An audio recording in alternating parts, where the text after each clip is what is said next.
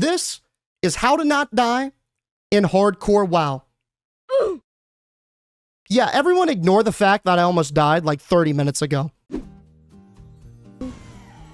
Oh, run, run, run, run, run. Get the fuck out. Get the fuck out. Belly Grub is over there. Everyone ignore that. That doesn't count. Is this comprehensive? Nah. Am I a 5-head pro gamer? Nah.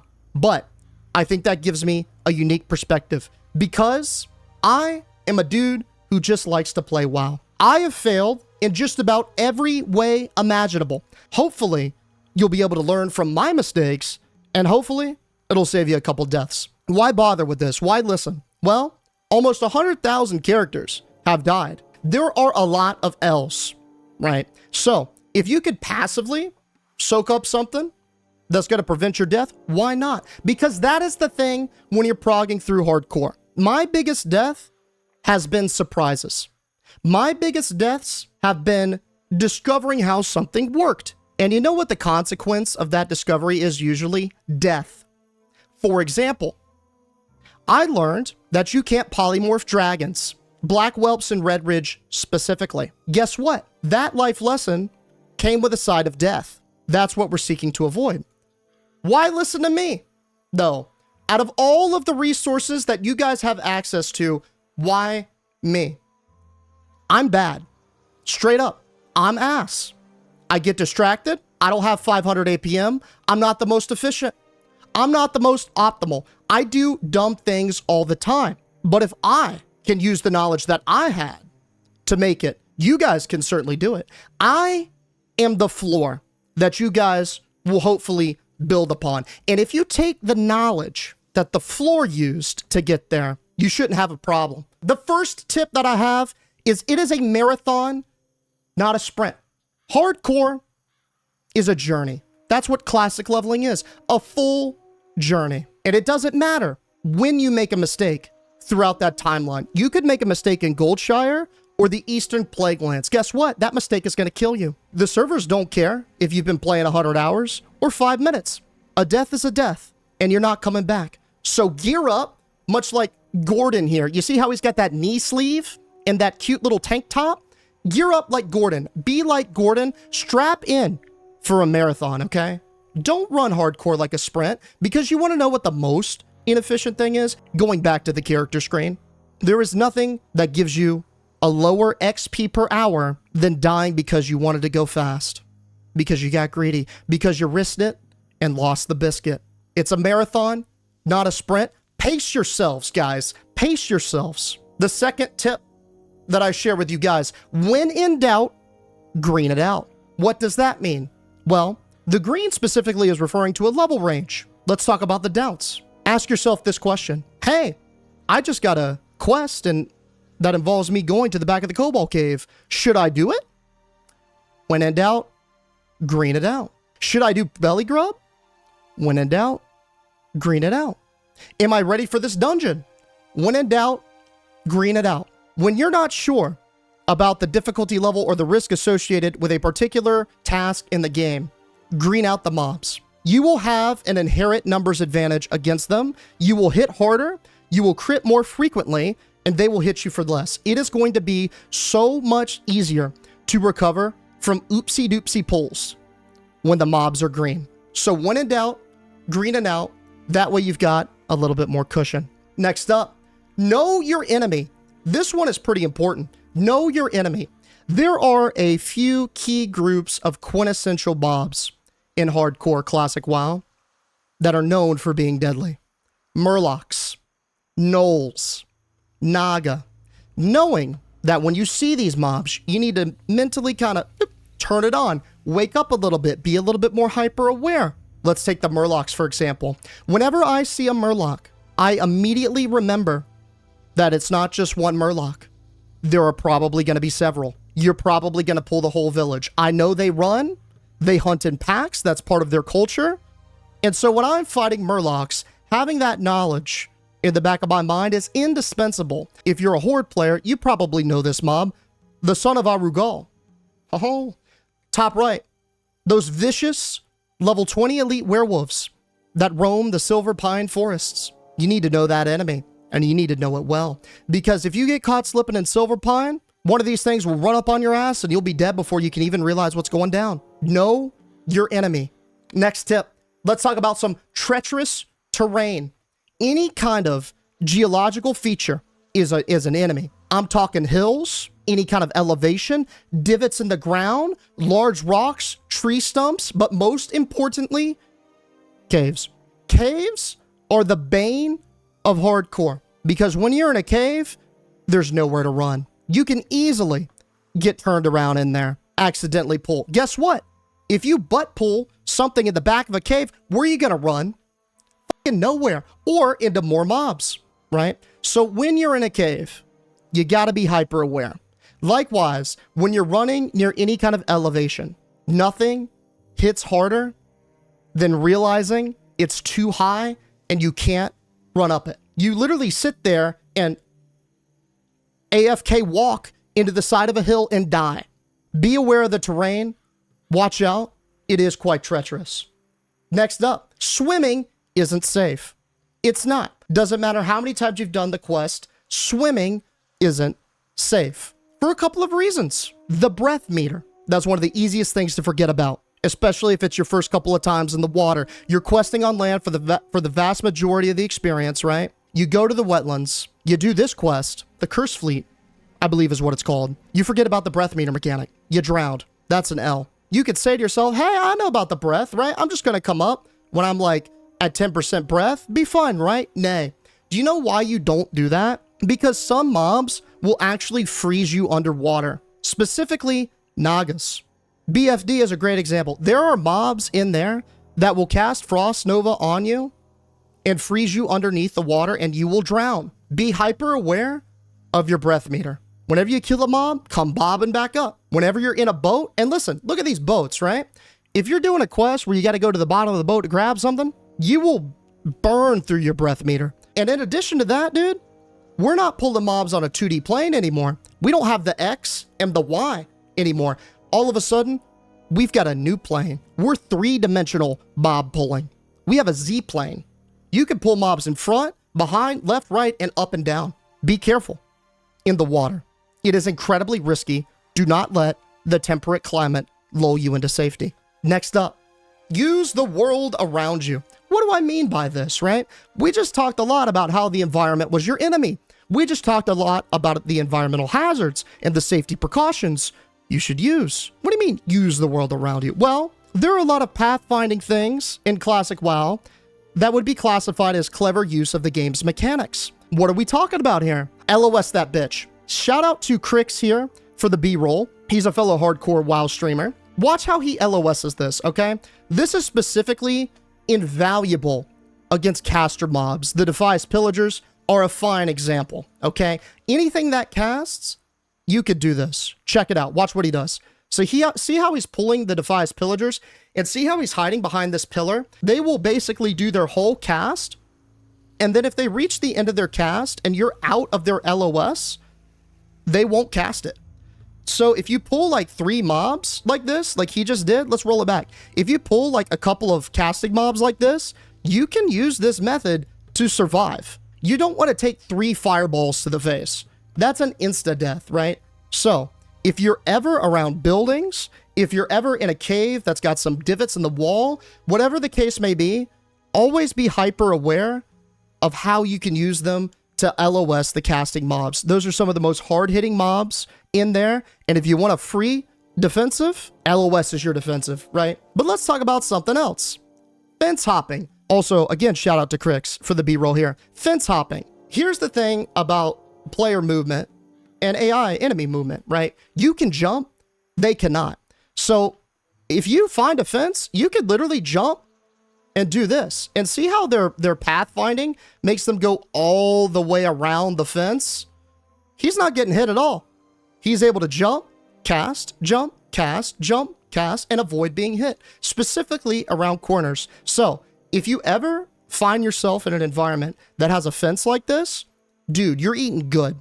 You're sitting pretty. Use the fence. This one I use in the Hardcore All-Stars tournament against the Null camp up there. Dude, this works. And it's really chill. It's not hard to pull off. It takes a little bit just to practice so you don't AFK jump into the fence. Use the fence. Next up, always have an escape route. Whenever you're in an environment where there's mobs aplenty, whether it's hyperspawns or high density, always be planning where you're going to go if shit goes south. Have an emergency plan. That way, if something does go amok, instinctually, you have prepared for the worst. You know what I mean? It's like, you know how building codes have like a fire escape plan, like on the wall? That's what this is for like hardcore. If a fire breaks out in the form of a multi-mob pull, you need to know where the exits are, right? You need to know to avoid the elevator and use the stairs. That's what this is. Always have an escape route in case things go bad. Next up, people are dangerous. Guys, the hardcore servers are popping right now. And it is a beautiful thing. It is a godsend. It is one of my favorite moments. But people are dangerous. It's like defensive driving. You need to be aware of everyone around you, just like when you're on the road. Because guess what? There's dumbasses everywhere. Just like how someone can rear end you on the freeway, someone could rear end you on a Murloc coast. Don't believe me? This shit happened yesterday. Check this out. So here's me, right? I'm chilling. I'm doing my thing. Hey, guess what? What's that? A gnome warlock? Is that a Toyota Camry coming on in? Here we are. We're doing our thing. We're minding our own business, right? We pull one Murloc by ourselves because we can handle it. This guy sends in his Voidwalker into an entire Murloc encampment, pulls 3, 2 respawn, and there it goes. Look at him. There it goes. I didn't do anything. I played it fine. I was aware. Pays to pay attention to the other characters around you to avoid situations like that. You wouldn't want to die to someone else's mistake. The next tip that I have for you guys, dungeon safe spots. Doing the dungeons in hardcore is one of the most rewarding things possible. You get some big dick uppies. You get some great items that can really help expedite your questing experience. But the problem is these dungeons are incredibly high risk, especially when you do them with other individuals, pugs at that matter. You might say to yourself, this probably isn't worth. Listen, if you're risk adverse, there is a way that you could do these dungeons and feel better about it. Within the dungeons themselves are a plethora of safe spots. Spots that, if things go south, you can flee to, mobs won't hit you, and you could hearth and get out of that bitch. You could look them all up on YouTube. There are several more than I can include here. For example, Dead Mines has 31 safe spots that you could flee to. Knowing where those safe spots are to get to can easily save your life. It saved mine several times. Know the safe spots. Next up, Logout At An Inn. If you've done a long day of questing and you're ready to get down, you're ready to turn it off, you're ready to go to sleep, just get to an inn first. The reason why is because in Classic, leveling is a lot slower. The quests aren't as plentiful. And if you log out at an inn, you could bank up some rest XP for free. Every little bit adds up. And if you could take the 5 minutes just to park your ass in an inn and come back down with 200% extra XP for a little bit longer, super worth. Super worth. Log out at an inn. Next up, don't learn all of your spells. Now, you might say to yourself, this doesn't make any sense, right? I like my spells. I want to learn as... No. Classic has got a lot of niche spells, okay? Offered at a very early time. You don't have to learn them all. Some of them are useless. Or some of them are really niche, right? Especially when you're low level. When you're low level, you're strapped for cash. You're spending cash on everything, right? Core skills, upgrades, bags, professions, flight paths, every little copper matters. Do you really want to waste 1 silver on Track Undead? On Sense Demons? No, you don't need that. It's nice to have in a pinch, sure. But do you need that as much as you need Shadowbolt rank 3? What do you think is going to pan more? Sense Demons or Shadowbolt rank 3? Shadowbolt rank 3. Now, if you've got an overflow, if you've got an excess, sure, go for it, dog. All I'm saying is that when you go to the trainer, don't smooth brain learn everything. take a second, read what you're actually paying to learn, and ask yourself, am I going to need this a lot? Is this going to be useful right now? If the answer is no, just save the money for a little bit. You could come back and grab Conjure Food Rank 2 at level 12. Do you really need to make banana bread instead of muffins? Nah, you're fine. Save the gold. Don't learn all of your spells right away. Next up, macros matter. Macros are an incredibly strong tool baked right into the game. What macros enable you to do is they let you take these actions that are either really repetitive, right? Really mundane, and write a pseudo little script to do them all in a flash. Let's take, for example, targeting for tags. Y'all saw me on the first night. You guys see all the people out there. Getting tags is tough. You want to know how people instantly get tags? If you've ever watched someone snag a named mob in a millisecond and you thought to yourself, what the fuck? How do they target it that fast? You know why?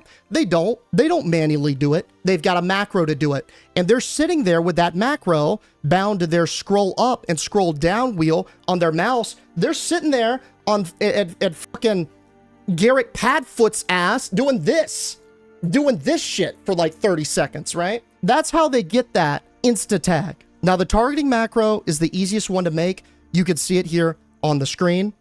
/target, whatever your target is, /cast, your fastest spell. It's going to be dependent on what your class is. Honestly, like Icy Veins or Wowhead will tell you probably. But yeah, if you've got a pet class, you're going to want what's called a pet attack macro. You're going to want to play with your pet on passive most of the time, and you're going to want full control over the pet. What it attacks, when it attacks, where it goes, when it follows you, all of those things can be baked into the macros with your spells. Let's take this for example. Here is a pet attack macro that tells my pet to attack my main target. Directly after the pet attacks, I cast Hunter's Mark and then Auto Shot. This makes 3 actions into one button. Literally, you have to press 1 time instead of 3. It makes things so much easier to control your pet. And you could do this with a lot of different spells, and it will give you so much more control. There are also some class quality of life macros that are huge snags. Here's one that I use for my rogue. What this does is when I'm behind a target and in stealth, I instantly pickpocket them. I then backstab the target. It then swaps out my weapons from my dagger to the main hand to the offhand, and then the sword from the offhand to the main hand. That way I could use things like backstab and then get max DPS with my other spells. Because here's the thing about rogue. In order to use things like backstab, ambush, you have to have a dagger in your main hand. But if you're a combat rogue, you don't want a dagger in the main hand. You want a sword. Guess what? You macro that bitch, it does it for you. Insta swappage, dude. Definitely recommend, again, using a site like maybe the Hardcore Guides or Wowhead, something like that, to see if there are any key macros like this hanging around. Next up, here are some sweet add-ons. I get asked all the time about my add-ons. Here are the main ones that I use. Now, keep in mind, you guys see my screen all the time. I use a hyper simple, very classic spirited UI. I like the nostalgia of the classic UI. I don't want something that is going to undermine the aesthetics of that. But at the same time, I can't deny the additional functionality and quality of life that some of these add-ons provide.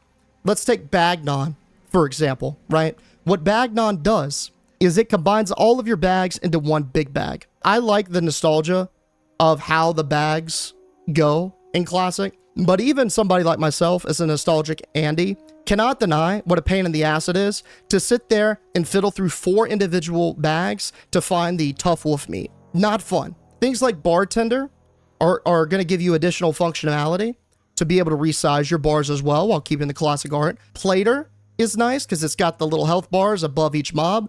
Details to see the DPS, healing, whatever. Deadly boss mods, especially on hardcore, to give you a heads up when important deadly mechanics are coming. I like Atlas loot. That way I can look at a dungeon and see what drops, get excited. Classic Bestiary gives you a little bit of info on the individual mobs and what they could do. And finally, my favorite is Questy. What Questy does is it takes all of your quest objectives and displays them on the map for you. I'm an old school MMO fan. I don't have a problem with reading the quest text. I don't have a problem with the immersion to try and figure it out myself. In fact, I enjoy that style when I'm by myself. But I'm going to be honest, it is a lot more involved. Sometimes, especially now that I stream with you guys, sometimes I want to turn my mind off and just go over to where the thing is. I just want to look at the map, know where I have to go, and that's it. Think about this for a second. If I had to stop and read every single quest and figure it out, it'd be a lot less attention with you guys, right? We'd have a lot less memeage. Likewise, in your life, if you're coming back after a tough day of work, let's say you just spent a whopping 13 brain cells to get through the professional workday. You don't got an extra 2 to devote to reading the classic text. You just want to get on and pump. That's it. You want to get on, collect your boar meat, slay your spiders, call it a day. Questy makes it easier to do that. Next up, this is the big one. All right. This is the final one. This is the most important tip that I have for you guys. Don't get caught slipping. Classic leveling is slow. Classic leveling takes a while. It is very easy, especially when you get in a flow, especially when you've gotten a couple uppies and are cruising through a low-level zone and finally get to something like Tanaris. It is very easy to get in that flow state and forget how vulnerable and how weak you are. That instant moment where you forget that death is permanent is all it takes. You are one Alt-Tab away. You are one work phone call away. You are one baby shit on the floor instance away. If you've got something that is going to take you off the screen, log out. I can't tell you how many times I have talked to people who have had disaster happen in the blink of an eye. You guys saw it to me. I tabbed out to watch the BFA cinematic and make fun of a Draenei.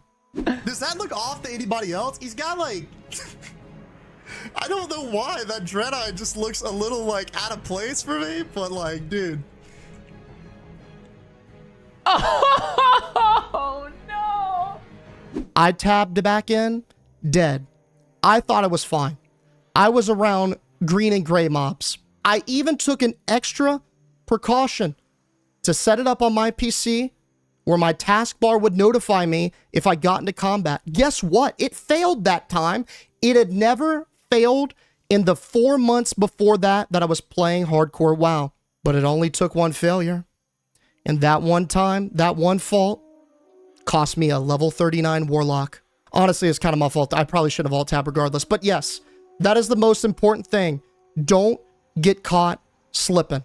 That's all I've got. Those are all of my hardcore learnings. The ups, the downs, the trials, the tribulations. I hope you guys can learn from the mistakes that I made. I hope this helped. If it prevented a death, it's fucking worth. Good luck, everybody. Good luck.